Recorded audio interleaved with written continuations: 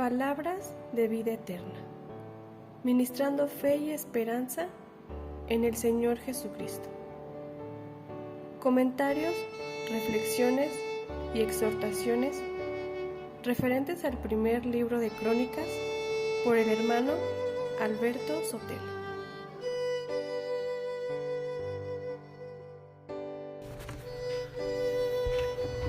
Dios les bendiga a todos, hermanos. En la lista del libro de Crónicas, en esas grandes listas de grandes nombres y genealogías, encontramos en Primera de Crónicas, capítulo 4, versículos 9 al 10, encontramos que la escritura se enfoca en un hombre llamado Jabes. Dice: Jabes fue más ilustre que sus hermanos, al cual su madre llamó Jabes, diciendo: por cuanto le parió en dolor. E invocó Jabes al Dios de Israel, diciendo: oh, si me dieras bendición y ensancharas mi término, y si tu mano fuere conmigo y me libraras del mal que no me dañe.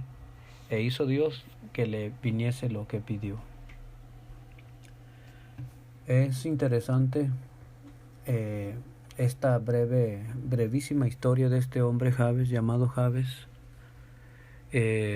porque no sabemos nada más acerca de él, más que lo que dicen estos versículos. O sea, no nos da ninguna información, pero sí dice que fue un hombre muy notable, muy conocido. Fue un hombre ilustre entre todos sus hermanos. Pero es todo lo que engloba, lo que dice en estos dos versículos. Es todo lo que dice. Dice que su madre lo parió en dolor, y por eso lo llamó Jabes, que su nombre significa aflicción.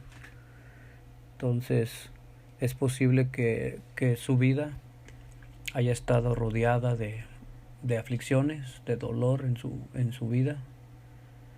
Y los nombres en la Biblia no solamente son para diferenciar a una persona de otra, sino que los nombres que se dan tienen implicaciones acerca de su carácter o de alguna situación que hayan pasado. Por ejemplo, Dios le cambió el nombre Abraham por Abraham, y eso significa Padre Alto. Él fue elevado a una dignidad por ser la cabeza de la familia espiritual. A Sarai le fue cambiado a su nombre a Sara, es decir, princesa. Jacob significa suplantador, por lo que hizo de suplantar a su hermano. En el Nuevo Testamento también hay ejemplos. Por ejemplo, a Simón se le puso el sobrenombre de Cefas, que quiere decir Pedro. En Hebreos hallamos el nombre de Melquisedec, en Hebreos 7, y dice la Biblia que tiene dos significados ese nombre: Rey de Justicia y Rey de Paz. También se cambiaron nombres a ciudades. Por ejemplo, en Génesis 28:19, Jacob llegó a esa ciudad llamada Luz, durmió esa noche y allí tuvo visiones, y luego desde que despertó, él cambió el nombre a Betel, que quiere decir casa de Dios. Entonces, no dudo que el nombre Jabes que su madre le puso implicaba aflicciones en su vida, y sin embargo su vida fue grandemente bendecida, porque dice el texto que fue más ilustre que todos sus hermanos. La palabra ilustre, si la buscamos en un diccionario, significa de noble linaje, que sobresale extraordinariamente en alguna actividad. Pues es un título de gran dignidad. Entonces, podría haber varias cosas que hicieran que él fuera muy sobresaliente. Pudiera haber algo que cambió todo su destino, y que de ser un hombre rodeado de aflicciones y dolor, a ser un hombre ilustre, como dice aquí, un hombre sobresaliente y extraordinario. A veces las cosas que hacen a un hombre ilustre pueden ser sus grandes riquezas, su grande valentía, sus hazañas, sus empresas. Eso puede hacer a los hombres ilustres. Pero en el caso de Jabes, yo creo que esas cosas no fueron las que hicieron que él fuera nombrado como un hombre ilustre, honorable o o extraordinariamente sobresaliente sobre todos sus hermanos.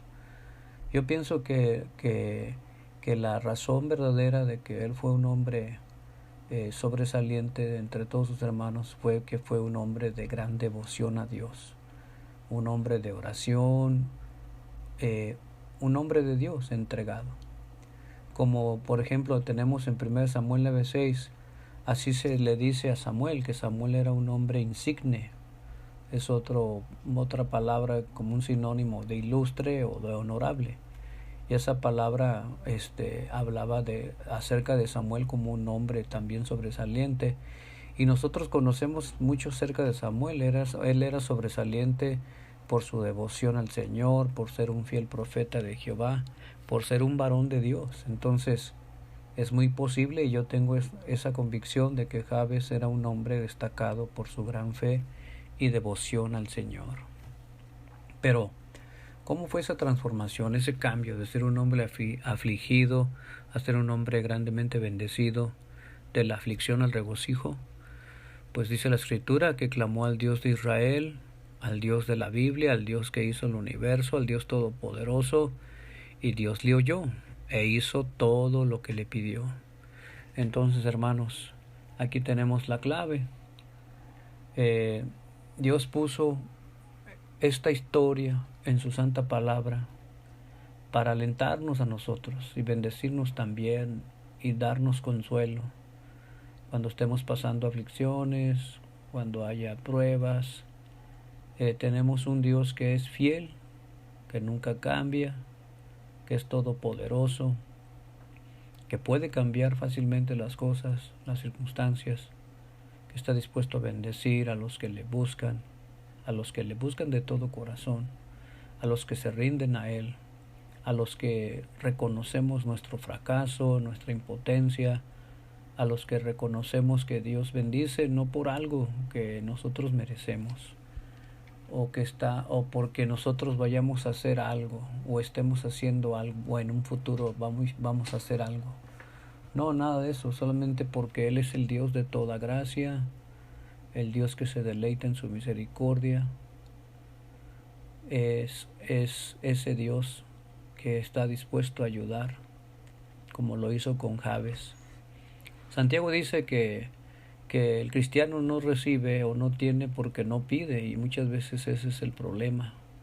La falla está en nosotros, no está en Dios.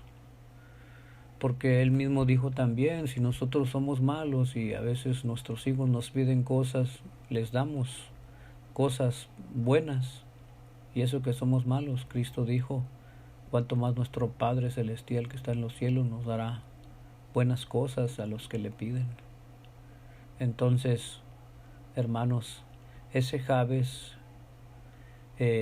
fue escuchado.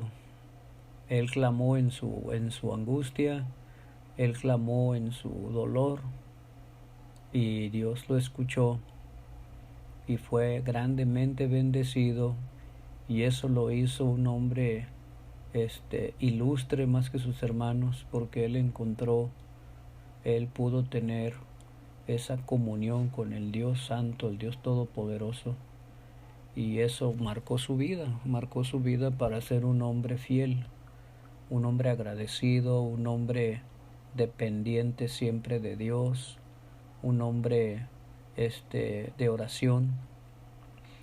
Por eso fue más ilustre, porque él se entregó al servicio del Señor. Él fue sobresaliente como un hombre devoto a Cristo. Entonces, hermanos, pues si estamos nosotros en una circunstancia difícil, si también nosotros estamos pasando pruebas, no dudes de clamar, de seguir clamando hasta que el Señor nos bendiga, hasta que el Señor escuche, porque Él está dispuesto.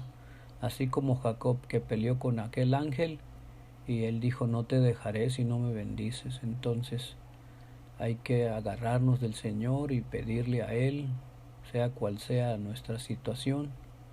Y una vez, hermanos, que Dios nos haya bendecido, una vez que Dios obra en nuestra vida, hay que corresponder al Señor por todos sus favores. Hay que ser fieles al Señor, reconocer y valorar todas sus bendiciones. Porque al igual que Jabes, hermanos, no quiero decir que porque nos da Dios vamos a servirlo y vamos a ser más devotos. No quiero decir eso, pero lo que quiero decir es que no olvidemos, como dijo David, de bendecir a Dios por todos sus favores y beneficios. Siempre que Él ha dado hay que darle gracias y honrarlo, pero corresponder también nosotros, una vez que hayamos visto la benignidad, gozado de la bendición de Dios, entonces debemos servirle de todo corazón, debemos entregarnos, debemos serle fieles, debemos honrarlo. Igual que a Jabes, ya Dios de hecho Él nos ha dado bastante bendición. A los cristianos Dios nos ha dado ya bendiciones incalculables. Él nos ha bendecido también como a Jabes con toda bendición espiritual. Él nos dio el perdón de todos nuestros pecados, la salvación, la vida eterna. Esa bendición, ¿cómo podríamos, con qué podemos comparar eso, hermanos? Eso es increíble, es una bendición, son bendiciones trascendentes, son bendiciones eternas. Entonces, Dios nos ha bendecido, hay que reconocerlo y hay que alabarle siempre. También, igual que a Jabes, su mano está con nosotros, porque Él dijo que iba a estar todos los días hasta el fin del mundo. Entonces Él no nos abandona, Él está presente siempre en todas nuestras situaciones. Entonces hay que confiar en Él, no hay que desmayar, no hay que volver atrás, no hay que decaer, sino agarrarnos más con su mano poderosa que nos sostenga y nos guíe por el camino que debemos andar. Y de que nada nos podrá dañar también, nada nos podrá dañar ya, hermanos, porque Pablo dijo: yo estoy cierto que ni la muerte, ni la vida, ni ángeles, ni principados, ni potestades, ni lo presente, ni lo porvenir, ni lo alto, ni lo bajo, ni ninguna criatura nos podrá apartar del amor de Dios, que es en Cristo Jesús, Señor nuestro. Entonces, hermanos, aún las mismas aflicciones, aún las mismas circunstancias, Dios usa todas esas cosas para nuestro propio bien, para nuestro crecimiento, para nuestra fortaleza, para moldear nuestros carácter, y todas esas cosas nos ayudan a bien. Y si nosotros padecemos por Él y confiamos en el Señor con gozo, en el día que Él se manifieste, Él nos también dice que nos recompensará por haber padecido en su nombre, por haber manifestado en este mundo nuestra fe, que a pesar de todo lo que pasaba, no nos apartamos, sino seguimos su camino, nos mantuvimos fieles. Entonces, hermano, por eso Pablo dice: no hay nada que nos pueda apartar de su amor. Y aún las mismas aflicciones muchas veces, en vez de apartarnos, nos acercan más a Él, porque es cuando más, tristemente así lo decimos, pero cuando más clamamos al Señor, cuando estamos en aflicciones, en tristeza y dolor. Hermanos, pues hagamos esto un hábito, que no solamente sea en tiempos difíciles, sino en cualquier momento, que clamemos al Señor, que dependamos de Él, que seamos fieles, que seamos sobresalientes por nuestra devoción al Señor. Gloria a nuestro Señor Jesucristo. Él es digno de toda nuestra adoración, hermanos. Hay que reconocerlo siempre y depender de Él siempre. Que el Señor los bendiga.